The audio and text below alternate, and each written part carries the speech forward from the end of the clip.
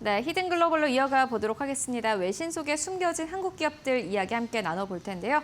오늘도 모셨습니다. 타키온의 조호진 대표 함께 해보도록 하겠습니다. 안녕하십니까? 예, 안녕하세요. 네, 대표님 오늘은 첫 번째 뉴스 어디서 가지고 오셨어요? 예, 요즘에 이제 우리나라에서도 큰 이슈가 되고 주목을 받고 있는 이제 엄청난 그 호남 반도체 투자 이 부분에 대해서 이제 CNBC가 이제 보도를 했는데 그 보도를 한 것은 반도체 투자했다는 때는 보도를 한 것이 아니고 어저께 이제 우리나라 증시가 폭락을 했습니다. 폭락을 했는데 그 많은 이유가 이제 그 반도체에 투자한 것 관련된 거기 때문에 이 부분을 좀 자세히 말씀드리도록 하겠습니다. 네, 알겠습니다. 첫 번째 기사는 CNBC에서 가지고 왔습니다. 한국 반도체주가 폭락했다라는 내용의 뉴스였고요. 보니까는 간밤 외신에서 굉장히 특이했던 게 한국 반도체주가 폭락해서 미국 증시의 반도체주가 함께 내렸다. 이렇게 이야기를 하더라고요. 이제 상관관계 그렇게 가나 봐요. 예.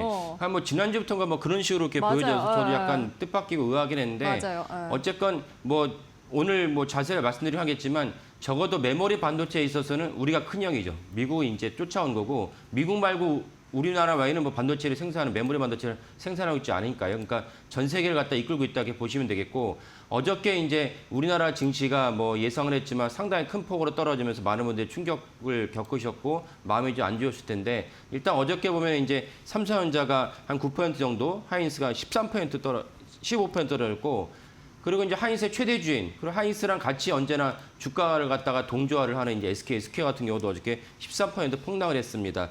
이 부분을 갖다가 이제 CNBC가 보도를 했는데 CNBC 보도한 이 부분을 갖다가 좀 자세하게 들여다 보면은 결국 근본적으로는 이제 어저께 새벽에 끝난 이제 미국 증시 같은 메타가 이제 갑자기 이제 CSP 사업, 그러니까 클라우드 사업에 뛰어든다는 이런 어떤 보도 때문에 이제 해당 종목도 우르르 떨어졌습니다. 왜 메타가 해당 CSP 사업을 할 수도 있는데 왜 우르르 떨어졌냐? 거기에서 중요한 것이 남은 이제 컴퓨팅 자원을 갖고 놀리기보다는 사실 우리가 CSP 사업을 하겠다 이렇게 연결이 되다 보니까 아니 컴퓨팅이 남는다고 언제는 모자란다고 해가지고 엄청나게 이제 KPX를 투자했던 거 아니야? 라는 이제 논리로 펼쳐지면서 AI 피크론이 힘을 받으면서 이제 어저께 우리나라 증시가 엄청나게 폭락을 했습니다. 그래서 이 부분이 좀 실체가 어느 정도고 이걸 어떻게 봐야 되는지 좀 자세하게 살펴보도록 하겠습니다. 네, 말씀처럼 이거 이제 GPU 남는 거 아니야? 왜 남는 걸 빌려준다고 하지? 라는 시장의 컨센서스가 형성이 됐고 이에 따라서 일단은 좀 피해야 될 땐가? 라는 그런 의문이 좀 생긴 것 같아요. 대표님의 개인적인 의견이 궁금합니다. 예. 그래서 메타가 이제 실제로 이제 CSP 사업을 할지 안 할지는 불분명합니다. 어저께 왜 그러냐면 블룸버그가 단독으로 이제 메타가 CSP 사업을 검토하고 있다라고 하면서 아까 말씀드린 논리로 연결됐는데 네. 일단 메타가 CSP 사업을 하는지도 좀 살펴봐야 될 것이고 두 번째 무엇이면 CSP라는 게 쉽게 말하면 이제 지금 아마존, 마이크로소프트, 구글이 다 하고 있는 이제 클라우드 서비스입니다. 이용하시는 분도 많이 계시겠지만은 내가 필요한 어떤 자원을 갖다가 그때그때마다 내가 그 부품을 사거나 조달하기는 좀 어렵지 않습니까? 개인은 말할 것도 없고 웬만한 중소기업도 엔비디아 GPU가 너무 비싸기 때문에 또 GPU에 필요한 또 HBM 장착가 너무 비싸기 때문에 그렇게 할 수 없고 대부분 그런 것들을 다 장착해 놓은 아까 말한 CSP 사업을 할 수 있는 그런 기업들을 갖다가 쓰게 됩니다. 쓰게 되는데 그러면 아마존이나 구글이나 알파벳 다 서비스하고 있는데 왜 메타가 그걸 진출한다고 해서 이게 AI 피크론, AI 과잉 투자라고 연결하는지 의문이다라는 점이 제 첫 번째 말씀드린 부분이고 실질적으로 이제 그 부분을 갖다가 설령 메타가 실제로 이제 CSP 사업을 갖다 투자해서 들어간다 할지라도 두 번째 중요한 것이 무엇이냐면은 그러면 우리가 먼저 확인할 지표는 AI 피크론 때문에 이 근거가 되려면 첫 번째 우리가 무엇을 봐야 되냐면 메타가 원래 투자하려고 했던 KPX를 갖다가 줄이든가 그 지표 확인된 다음에 그런 식으로 논리적으로 연결해도 괜찮은데 그렇지 않고 메타가 CSP에 뛰어든다 이 자체만으로도 이제 AI 이제 피크론이다 AI 과잉 투자다라고 연결하는 것은 너무나도 좀 무모하면서 좀 잘못된 판단이다라고 볼 수가 있겠습니다. 그렇게 생각하시는 이유가 뭐예요? 그러니까 아까 말씀드린 대로 AI 피크론이 맞으려면 원래 올해 엄청나게 이제 4대 CSP 사업들이 투자를 하려고 했거든요. 투자를 했는데 투자를 갖다가 줄인다면 줄인다는 것은 AI 피크 줄인다는 것은 정점을 찍고 내려오는 것이니까 그렇게 봐야 되는데 아직까지는 그런 것이 전혀 없고 그리고 이제 오늘 추가로 이제 나온 뉴스 중 하나 뭐냐면 뱅크 오브 아메리카가 이 긴급하게 이 부분을 갖다 분석해 내놨는데 뭘 내놨냐면 메타가 실제로 이 CSP 사업을 갖다가 투자할 것 같은데 CSP 사업에 들어갈 것 같은데 그렇다면 저랑 동일한 맥락입니다. 그렇다면 메타가 원래 주문하려고 했던 뭐 GPU라든지 원래 주문할 때 메모리를 갖다가 주문을 갖다 줄여야 된다면 AI 피크론이 맞는데 주문을 줄이기는커녕 오히려 주문 늘리고 있다는 것입니다.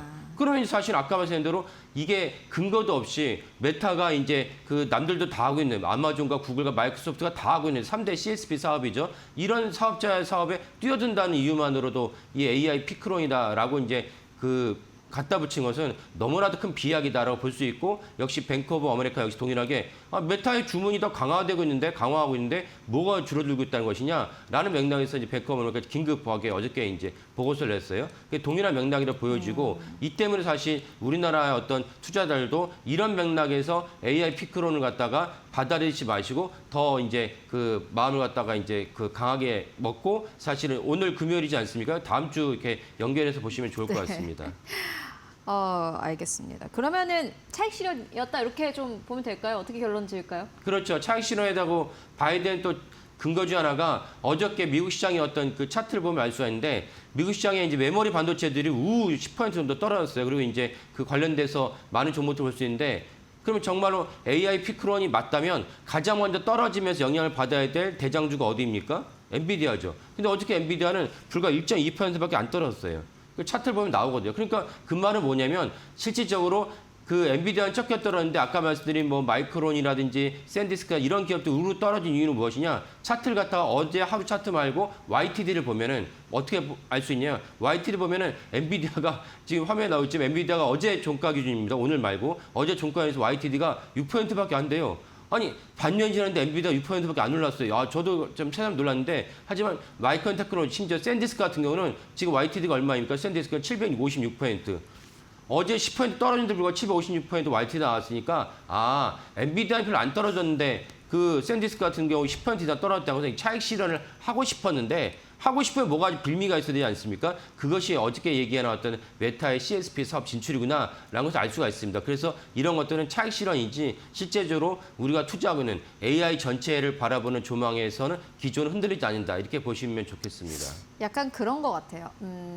메타가 내가 투자를 너무 많이 하는데 조금 뽑아내면서 수익도 내면서 갈게. 그런 의미에서 사실은 남는 뭐 자원을 좀 이렇게 대여해 주는 것 같다라는 생각도 들고 사실 스페이스X가 그렇지 않습니까? 네. AI 사업에서 돈을 좀 뽑아내서 돈을 좀 벌면서 그게 그냥 무작정 투자만 할 수 없으니까 오히려 사실 이게 이제 어떻게 보느냐의 차이긴 한데 시장에서는 말씀처럼 너무 많이 올랐으니 그런 뉴스 하나하나에도 굉장히 예민하게 좀 반응을 하고 있는 상황이고 근데 이제 중요한 건 이거지 않습니까? 시청자분들도 그렇고 투자자분들도 그렇고 예민하게 반응하더라도 난 주가가 떨어지면은 이제는 안 들어갈래라고 생각하시는 분들도 있을 것 같고요.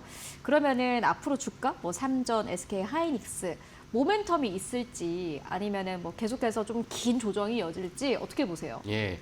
그 당장 오늘 금요일이 끝나면 이제 주말이 끝나면 다음 주 월요일이죠. 근데 그 다음 주 월요일부터는 우리나라 시장이 어느 정도 이제 그 진정이 되고 오히려 반등을 할 것으로 봅니다. 왜냐면 화요일 날 삼성전자가 보통 이제 화요일 날 장 시작하기 전에 잠정 시절 발표하거든요. 그러면 이제 화요일 날 삼성전자 잠정 시절 발표한다는 걸 다 알고 있기 때문에 그러면 월요일부터는 어느 정도의 진정 구매에 들어갈 것이 봅니다. 그리고 지금 현재로서는 뭐 잠정 실적을 나와봐 알겠지만 현재로서는 삼성전자가 분기의 영업이익이 100조 원을 갖다 얘기가 나오고 있습니다. 그러면 이제 마이크론에 이어서 삼성전자도 그런 엄청난 깜짝 시작을 발표하는 것을 수치로 확인했을 때 메타가 CSP 들어간다는 것은 이제 블룸버그의 검토에 대한 보도인 거고 거기에 놀라가지고 주가 우르르 떨어진 것도 비이성적인 대응이다라고 말씀을 드렸는데 이거는 전망에 대한 검토가 아니고 삼성전자가 분기 잠정 실적으로 수치를 갖다 내놓으면 시장이 또 역시 맞잖아. 이게 뭐 10조도 아니고 50조도 아니고 분기에 100조 원이라는 영업이익을 뽑아낸다는 것은 엄청나지 않습니까? 그런 것들과 전망이 사실은 가능성이 높습니다. 왜? 마이크론 이미 지난주에 그 엄청난 실적을 뽑아냈거든요. 그러면 마이크론보다 더 많은 이제 웨이퍼를 갖고 있고 더 많은 영업이익을 갖다가 창출할 것으로 여겨진 삼성전자가 다음 주 화요일 잠정 실적을 발표한다. 그럼 잠정 실적 발표하니까 미리 알고 이제 선반영을 할 수 있기 때문에 그 월요일부터는 시장이 어느 정도 이제 진정 국면에 들어가면서 반등하지 않을까라고 생각을 합니다. 저가 매수의 기회일까요? 그럼요. 예. 알겠습니다.